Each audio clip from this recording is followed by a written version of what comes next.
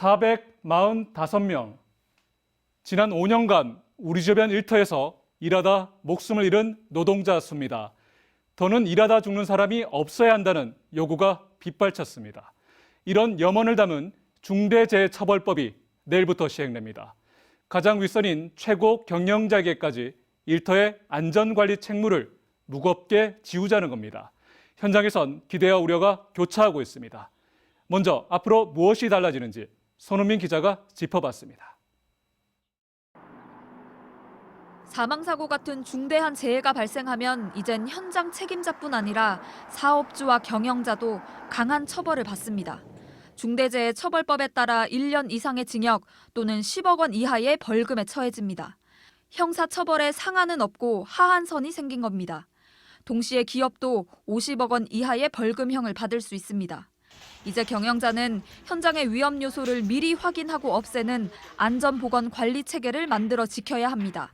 이런 의무를 소홀히 했다 사고가 나면 이 법의 적용을 받게 됩니다. 정부는 일터에서의 안전의식이 크게 바뀔 거라 기대하고 있습니다. 최고 경영자의 안전에 대한 그런 강한 의지와 실천이 현장 근로자에게 전달이 되고요. 그래서 기업의 안전 문화가 확산되고 결과적으로 중대재해가 예방되는 그런 효과가 있을 것으로 기대하고 있습니다. 하지만 당장 법 적용을 받는 곳은 전체 사업장의 1% 수준입니다.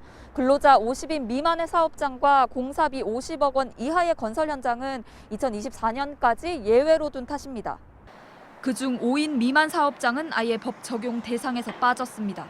하지만 문제는 이들 사업장에서 산재 사망자의 80%가 발생한다는 것, 현실을 감안하지 않았다는 지적이 제기되고 있습니다. 건설업계에선 불법 도급이나 최저가 낙찰제 같이 사고를 유발하는 근본 원인을 이 법으로 해결하기엔 부족하다고 말합니다. 안전한 시공을 위해서는 뭐가 필요하고, 근데 그걸 위해서 공사 기간을 어느 정도 해야 되고, 공사 비용도 어느 정도 된다. 이런 것들을 담아야 되는데 중대재해처벌법은 그런 거를 담는 게 아니니까.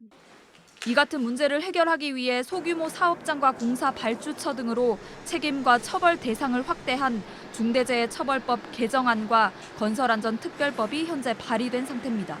MBC 뉴스 손은민입니다.